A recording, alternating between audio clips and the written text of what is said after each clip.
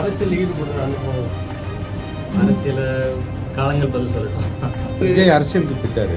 இப்போ திரையுலகத்தில் வந்து விஜயோட இடத்த நீங்கள் நிரப்புவீங்களா? இல்லை, அது எனக்கு தெரியாது. நான் எனக்கு ஆர்வம் உண்டு, அதை செயல்படுத்திட்டு இருக்கேன். அது என்னன்றத காலம் தான் முடிவு பண்ணுறேன். சார், அப்புறம் விஜய் அவர்களுக்கு நீங்கள் என்ன சார் சொல்ல நினைக்கிறீங்க? அரசியல் ஈடுபடுற அனுபவம் அரசியல காலங்கள் பதில் சொல்லட்டும்.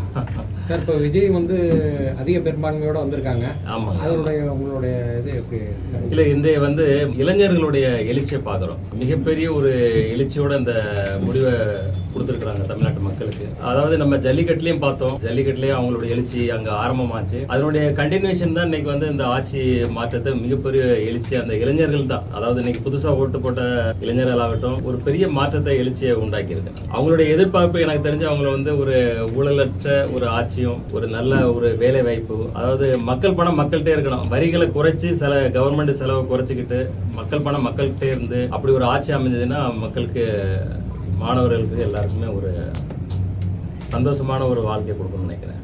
இதுக்கு முன்னாடி இந்த ஆட்சி சரியா இல்லைங்கிறீங்க? இல்ல, இந்த எழுச்சி தானே பாக்குறோம், மாற்றத்தை விரும்புறாங்க. சார், அப்புறம் விஜய் அவர்களுக்கு நீங்க என்ன சார் சொல்ல நினைக்கிறீங்க? இல்ல, வாழ்த்துக்கள் தான். கண்டிப்பா இவ்வளவு பெரிய வெற்றியை கொடுத்திருக்காங்க இளைஞர்கள். சோ அதை வந்து அவர் வந்து திறம்பட அவங்களுடைய எதிர்பார்ப்பை வந்து முழு 100% ஃபுல்ஃபில்லா பண்ணணும். அது வந்து ரொம்ப முக்கியம். விஜய் அரசியலுக்கு போயிட்டாரு. இப்போ திரையுலகத்தில் வந்து விஜயோட இடத்த நீங்கள் நிரப்புவீங்களா? இல்ல, அது எனக்கு தெரியாது. நான் எனக்கு ஆர்வம் உண்டு, அதை செயல்படுத்திட்டு இருக்கேன். அது என்னன்றத காலம் தான் முடிவு பண்ணணும்.